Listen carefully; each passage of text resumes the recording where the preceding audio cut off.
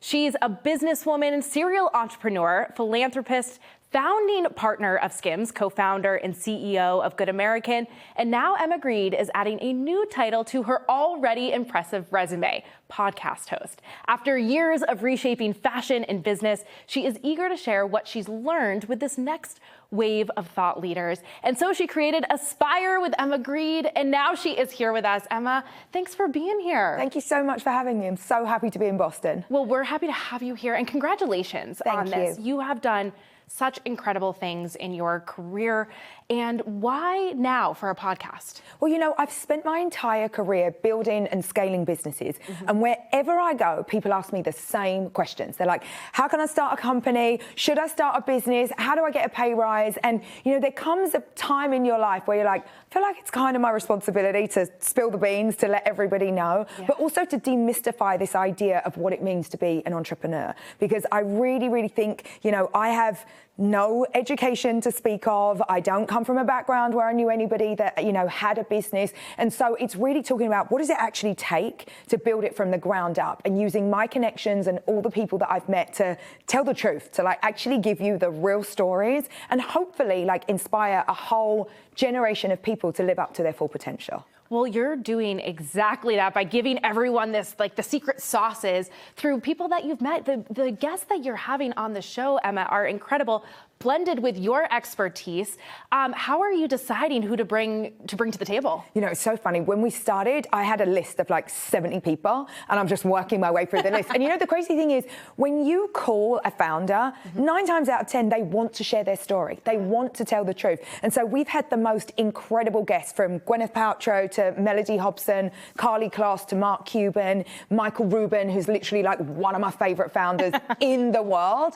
But you know, what we're talking about is the honest truth, right? This is not about giving you the glossy version. And also it's about telling people, you know, how do you get the most out of yourself? Because I think everybody wants to live a life of their dreams. And if you work in, you know, a corporate environment, like how do you have those difficult conversations? How do you approach the idea of like how you get a pay rise? And so I'm really just trying to break down things that everyday people are going to find useful. What I love about these conversations is you mentioned everyone wants the glossy life and the perfect life, but that really doesn't exist. No, you talk a lot about how it was the grit and the hard work that has gotten you to where you are. When you look back at young Emma, who's just starting off in her career, what are you most proud of when you look at that person? You know, I'm most proud that I've tried a lot of things, and I'm really like try to be very honest about what didn't work.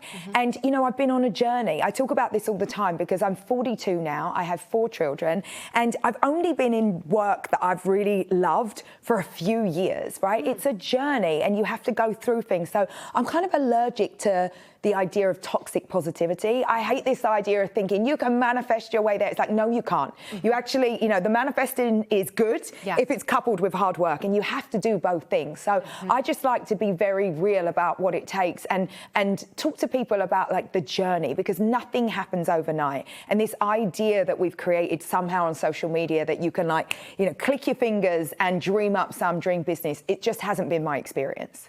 Absolutely. And that's like the blessing and the curse of social media, right? Is that like you see it and you're like, oh, it's so attainable. And then you're like, oh, but you don't see the hours of hard work, the working 7 days a week and all of these things. So what are you hoping through these conversations? I know that you're inspiring this next generation, but like one takeaway, if someone's listening and they're like, what am I going to learn overall? What I want to do is demystify it and give people the unlocks, because there are a lot of shortcuts. But, you know, they say it's small at the top. It's not. It's minuscule. And I think the more successful I become, the smaller I realize that it was. You know, those conversations, the things that are said in these, like, very small rooms. And so I'm just being honest and demystifying what I know to be true. And I think that the hardest thing is this, especially for women, getting out of the way of being a perfectionist, right? And sometimes you just have to start. An idea on paper is still an idea on paper. An idea in your head is still an idea in your head. So what we have to do is learn what it means to start and to fail and get it wrong and take the no.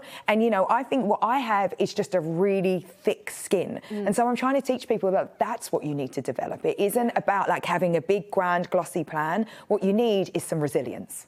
Resilience. Oh, yeah. That's the lesson of all of this. Well, and this is you've done a lot of things in your career, right? You've tried a lot of things. That's what you're most proud of. Tried a lot of things. The podcasting's a new, at least hosting a podcast is new to you. So what have you learned about yourself through this process, Emma? I've learned that I'm really nosy.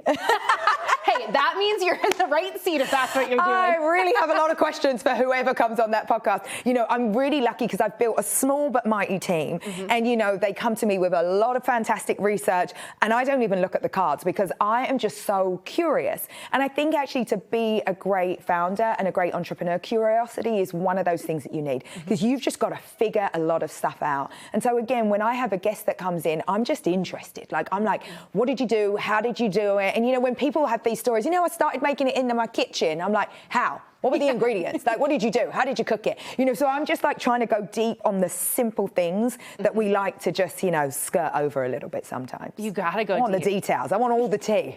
Yeah, don't give me your pitch. No. Give me the real story. Exactly. The thing that you're scared to tell someone about, right? What has surprised you the most about inviting these people into conversation that you're gonna share with millions of people? I think what surprised me the most is how much people fail and don't like to talk about it, because it's been interesting. I think in this age that we're in, we tend to share a little bit more. But, you know, when you look at some of like the legacy businesses, the businesses that we consider household names, it was a different time then. You would gloss over all of the failure. So it's been interesting to me just learning like how many things people have to do before they become successful. Fail first and fail fast, yes, right? Just do it fast and learn from it. Well, as we wrap this up, Emma, I want to circle back to saying that, you know, you've had a long career, but you're also just at I feel like the starting, right? That's like, how I feel. Thank you for that. Yeah, and you said like you've been doing the work that means the most to you in the past few years. So what message would you send to someone who is still on that grind and being like, is this ever going to happen for me? Is this hard work worth it? Maybe they've been put in work for 20 years, 30 years. What do you say to them? Honestly, what I would say to them is it's never too late to start. You know, I'm 42 and I'm like having an entirely new chapter of my career. And I think so long as you are willing to put the work in and you are moving forward, you should never be too concerned about how fast things go and exactly where you're going. Just like figure out the direction of travel and go that way. Like that's all you need to do. Get started. Get started. That's what we're working with. Okay, final question for you, Emma.